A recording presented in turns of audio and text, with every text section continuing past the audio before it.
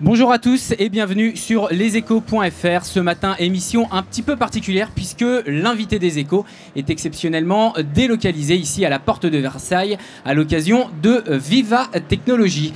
Bonjour Clara Guémard. Bonjour. Merci d'être avec nous ce matin donc au stand Les Échos, le Parisien, pour cette émission spéciale de l'invité des échos. Alors, on vous reçoit parce que vous êtes à la tête du Women's Forum, vous étiez l'ancienne présidente de General Electric jusqu'en 2016, année à laquelle vous avez quitté cette entreprise pour lancer justement Raise. Alors c'est un fonds de capital investissement avec une société voilà, d'investissement avec un modèle un peu particulier, c'est-à-dire que vous avez des actionnaires qui sont des grands groupes et vous investissez dans des entreprises de taille intermédiaire et la moitié des intéressements de vos collaborateurs vous les réinvestissez dans un fonds de dotation pour aider des jeunes entreprises. D'où est partie cette idée, Clara Guémard? Avec Gonzague de Blinière, un jour on se retrouve et il y avait un article de Libération qui disait « Jeunes de France, barrez-vous, l'avenir est ailleurs ». D'ailleurs, article pas du tout prémonitoire. Et on s'est dit, nous qui avons réussi en France, qu'est-ce qu'on pourrait faire pour aider notre pays? Si nous on fait rien, qui le fera? Et on est parti de ce scénario assez original qui était de se dire on va demander aux grandes réussites françaises d'investir pour aider les entreprises de taille moyenne à grandir plus vite parce qu'on n'a pas assez de PME indépendantes, elles ne sont pas assez grosses, donc on investit de façon minoritaire en faisant confiance aux dirigeants. On a fait déjà 8 investissements dans...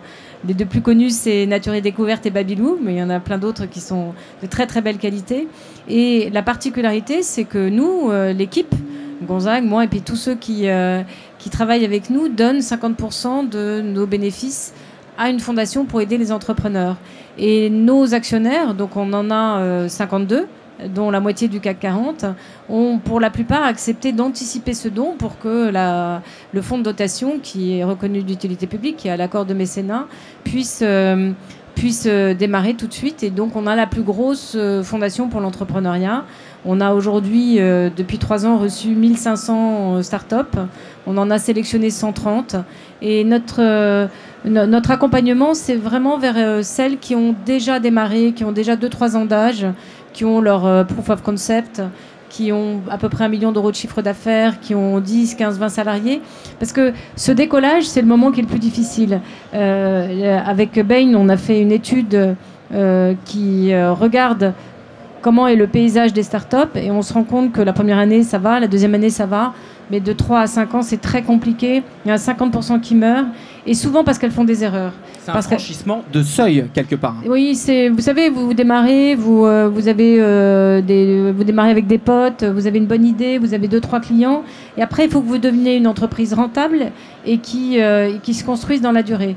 Et là, plein de problèmes surgissent. Comment vous allez mettre vos priorités entre la trésorerie, l'international, le recrutement, les nouveaux clients, comment vous allez pivoter, puisque quand vous êtes une start-up, vous devez pivoter à peu près chaque année.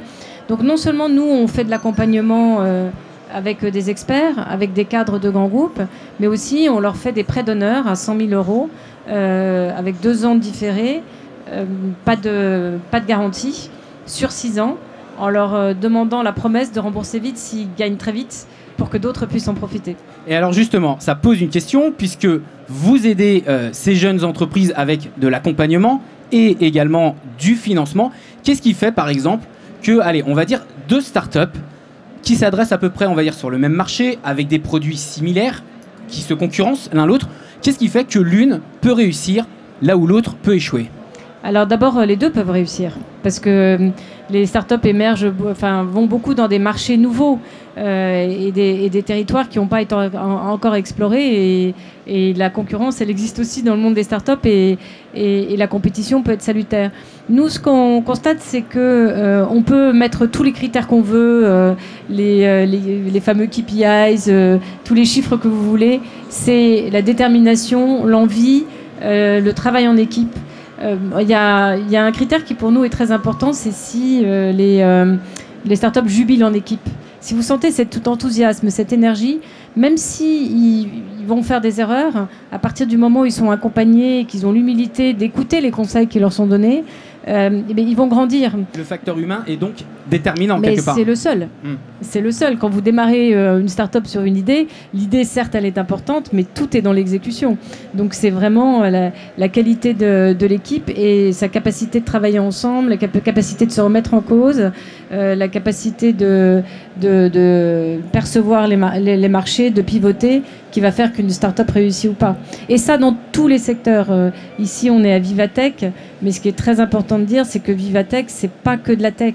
Ça s'applique à tous les secteurs. La permaculture, ici, peut bénéficier du digital. On voit bien que tous les métiers traditionnels sont aujourd'hui revisités grâce au digital. Donc vous nous dites qu'il n'y a pas une France qui serait une France gagnante vis-à-vis du numérique, du digital et de cette mondialisation numérique, et une France perdante. Vous nous dites que les deux peuvent gagner et avancer ensemble. Oui, la France peut, tout le monde peut gagner par le digital, parce que même un commerçant traditionnel, le digital peut changer complètement sa capacité d'avoir accès aux clients, etc.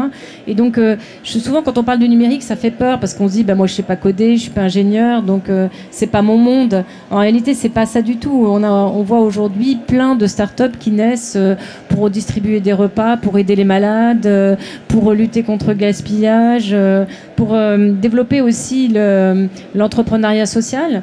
Et le digital, la technologie offre aujourd'hui la capacité de revisiter l'agriculture traditionnelle, même les métiers de main, comme la menuiserie, etc. peut offrir et la technologie peut offrir de nouveaux horizons à ces métiers-là. Alors, nouveaux métiers numériques versus métiers traditionnels, comme vous disiez, il y a également un autre clivage qui existe également. C'est ce qui sépare les grands groupes des petites startups. Et justement, vous, avec Raise, vous vous intéressez justement à la collaboration entre ces groupes et ces startups. Est-ce qu'aujourd'hui, c'est justement ce type de collaboration qui peut être, cette étape qui permet de franchir les entreprises qui ont 2-3 ans et qui souhaitent désormais accélérer et devenir des vraies entreprises de taille intermédiaire? C'est l'élément clé. Alors, chez Raise, nous, on est constitué comme ça, puisque nos 52 investisseurs sont des grands groupes et notre fondation, elle accompagne des startups. Donc, cette intimité, on la voit tous les jours et on a des programmes d'accompagnement justement qui permettent à des cadres de grands groupes d'accompagner des startups, ou même des startups quelquefois d'aider des cadres de grands groupes à faire les mutations dans le cadre de formation interne. Mais avec Bain, on a justement lancé David avec Goliath, que l'édition a eu l'année dernière, la première édition a eu l'année dernière. Emmanuel Macron était présent. Et l'idée, c'est vraiment de montrer comment l'alliance entre les grands groupes et les jeunes entreprises est possible, et surtout elle est absolument nécessaire. Et ici à Vivatech, on en a la démonstration, puisqu'il y a beaucoup de stands avec des grands groupes qui accompagnent des startups. Mais le 15 décembre, on remettra le prix de la meilleure alliance entre un grand groupe et une jeune entreprise, et nous lançons le prix aujourd'hui à Vivatech à 12h30. Les candidatures sont ouvertes. Elles seront ouvertes jusqu'au 15 juillet. Donc, je fais un appel aux grands groupes et aux startups qui veulent candidater pour démontrer que leur alliance leur a permis à l'un et à l'autre de grandir ensemble.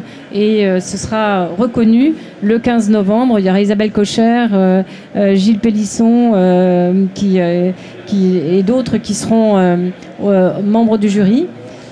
Et on espère que Emmanuel Macron reviendra, comme il est venu l'année dernière. Alors, si on revient un petit peu sur ce modèle d'alliance que vous essayez de promouvoir avec Raise, pourquoi aujourd'hui, qu'est-ce qui fait qu'aujourd'hui, il peut y avoir des points d'inquiétude pour une grande entreprise à travailler avec une start-up? Comment travailler sur cette relation de confiance? Et après tout, aussi, et c'est une question et une inquiétude chez les start-upers, comment faire pour qu'ils n'aient pas peur que Goliath attaque ou mange David? Oui, l'inquiétude, elle est des deux côtés. Et les freins, on les connaît. C'est la lenteur. Pour une start-up, demain, c'est demain. Pour un grand groupe, demain, c'est dans 3 mois, c'est dans 1 an, c'est dans 2 ans. Donc, le timing n'est pas du tout le même. Un paquebot versus un Zodiac. Un paquebot versus un Zodiac. Il y a aussi le fait que les grands groupes ont par nécessité des process, des règles du jeu, et qui sont totalement inadaptés pour l'univers des start-up, notamment dans la fonction achat, où il faut avoir 3 ans d'âge. Donc, une start-up ne pourra jamais vendre à un grand groupe. Et donc, les grands groupes doivent trouver des voies pour collaborer avec les startups et se créer, j'allais dire, des zones franches où ils peuvent bâtir des nouveaux modèles à l'intérieur même des grands groupes grâce aux startups. Et ce qui est très intéressant, c'est qu'il n'y a pas une forme de collaboration. On sent une vraie explosion, une vraie émergence dans les grands groupes de curiosité vis-à-vis des startups et de collaboration, mais elle prend des formes multiples, de même que les startups sont totalement multiples. Donc on sort des modèles uniques je vais investir en minoritaire ou en majoritaire. On trouve plein de nouvelles formes de coopération, et c'est ce que nous, chez Raise, on essaye d'aider et d'accompagner, puisque nous sommes le seul acteur totalement philanthropique. Donc on n'a pas d'intérêt financier dans le rapprochement entre les grands groupes et les startups. Et le fait qu'on soit complètement philanthropique permet d'avoir une neutralité complète et de faire matcher les meilleurs couples entre les cadres de grands groupes et les startups. Mais lorsqu'on vous écoute, vous parlez surtout de facteurs économiques dans cette alliance entre grands groupes et startups. Est-ce qu'à l'inverse, il n'y a pas aussi un facteur culturel? Peut-être qu'en France, on a moins tendance à aller travailler quand on est un grand groupe avec des startups qu'aux États-Unis. Est-ce que cette idée-là, elle est vraie ou elle est fausse? Elle est très largement en train d'être dépassée, parce que les grands groupes, alors peut-être un peu plus tard qu'aux États-Unis, mais depuis 3-4 ans, et on le voit ici à Vivatech, tous les grands groupes essayent de travailler avec les startups. Ça n'est pas que de la communication. Mais ça ne veut pas dire qu'ils ont forcément le mode d'emploi. Parce que c'est pas simple d'introduire de façon volontaire la disruption à l'intérieur même de sa propre culture. Donc vous avez aujourd'hui je veux dire qu'on est encore dans le balbutiement, dans les tâtonnements, dans les expériences. Certaines sont réussies, d'autres moins, mais il y a une vraie effervescence. Et je pense que les grands groupes français peuvent être fiers de ce qu'ils font, parce qu'ils sont pas... en comparaison avec les groupes américains, ils ont quelquefois des idées qui sont bien meilleures que des groupes américains qui sont plus systématiques. Donc non, on peut être fier de cette collaboration qui est aujourd'hui vibrante, mais qui est en apprentissage. Disons qu'on est en train de passer de l'enfance à l'adolescence, mais on n'est pas encore à l'âge adulte. Alors Clara Guémard, je profite également de votre présence et du fait qu'on parle des grands groupes, parce que ça me fait la transition vers la deuxième partie de cette interview. On est ici à Viva Technologies, grands groupes et start-up se côtoient, et pourtant j'ai une question. Lorsqu'on regarde les principales valorisations boursières américaines, on voit Google, on voit Facebook, on voit des acteurs qui n'existaient pas il y a 20 ans. Aujourd'hui, quand on regarde le CAC 40 en France, c'est pour la plupart, si ce n'est quasiment tous, des grands groupes que tout le monde connaît déjà depuis des décennies et des décennies. Alors ma question, pourquoi en France n'y a-t-il pas encore dans le CAC 40 un Facebook ou un Google français? Alors, on l'espère. Il y a d'abord des belles entreprises. On n'est pas... vous avez Criteo, vous avez Vente Privée, vous avez... Qui sont cotés aux États-Unis. Oui. Criteo, en tout cas. Oui. Alors, la question, c'est la question, effectivement, de comment on génère une croissance rapide. Je pense que, justement, nous, on a quand même démarré un peu plus tard. Il y a une vraie émergence de licornes en France.